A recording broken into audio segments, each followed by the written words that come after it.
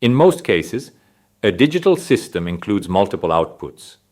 This means that the specification consists of several single output Boolean functions, or equivalently, a multi-output function.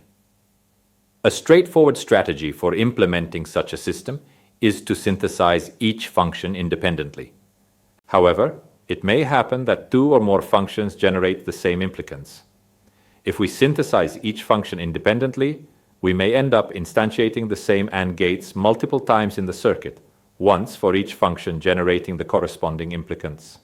This is clearly not optimal, because for each implicant generated multiple times, we could instead instantiate a single shared AND gate and reuse it across all functions that include that implicant. This would result in a reduction of the cost of the circuit. In this lesson, we will study an approach for the joint synthesis of multiple functions, specifically as an extension of the Quine-McCluskey method. The goal of this extended method is to reduce implementation cost by sharing logic gates, particularly AND gates, among multiple functions that contain the same implicants. Let's look at an example to better understand the problem. Here you see a circuit obtained by synthesizing two single output functions, f1 and f2 independently. The total cost is 7 implicants. Notice that the two functions have one identical implicant, which results in two identical AND gates being implemented, each with the same input variables, whether in direct or negated form.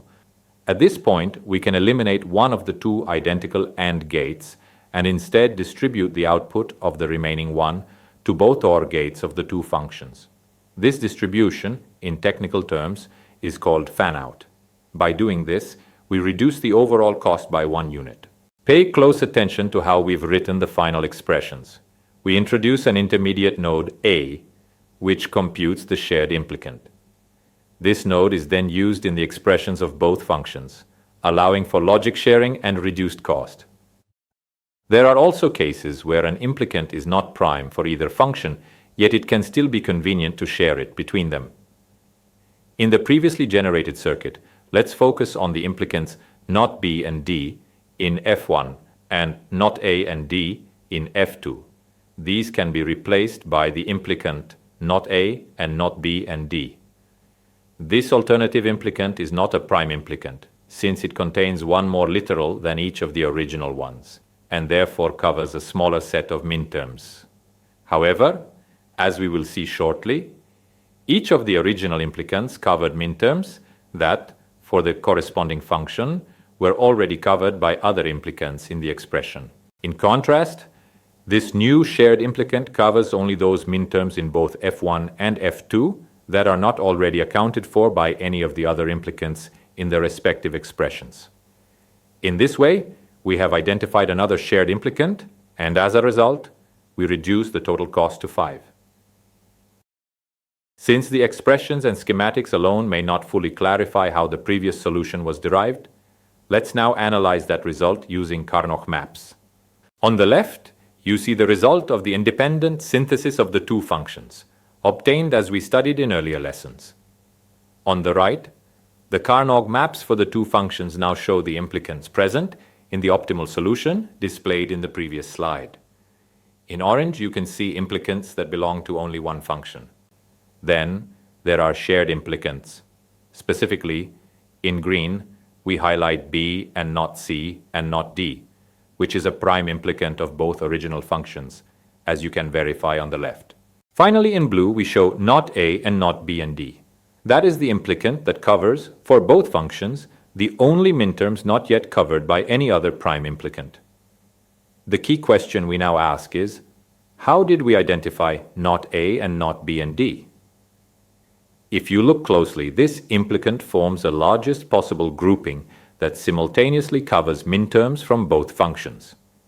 So even though this implicant is not prime with respect to either function individually, we can think of it as prime with respect to the combined multi-output function. From the example, we've learned that to perform joint synthesis of multiple functions, we must consider all the prime implicants of each individual function, and the prime implicants obtained by combining the functions in subsets in all possible ways. In general, a problem involving n functions leads to 2 to the power of n minus 1 combinations, including the single functions themselves. For instance, in the case of three functions, f1, f2, and f3, we must consider the prime implicants of f1, f2, and f3 taken individually, the prime implicants of the combination of each possible pair of functions, f1 and f2, f1 and f3, and f2 and f3. And finally, the prime implicants of the combination of all the three functions, f1 and f2 and f3.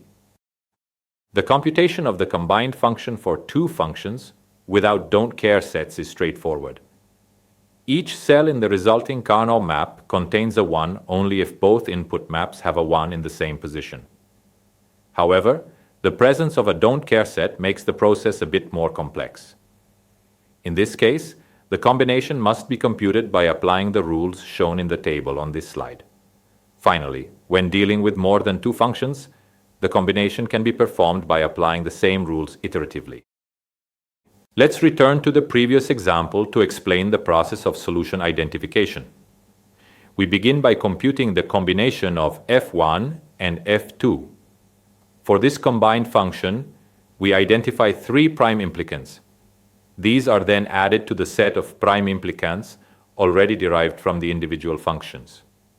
Using the Carnot map method, we perform the prime implicant selection step by visually analyzing all three maps together.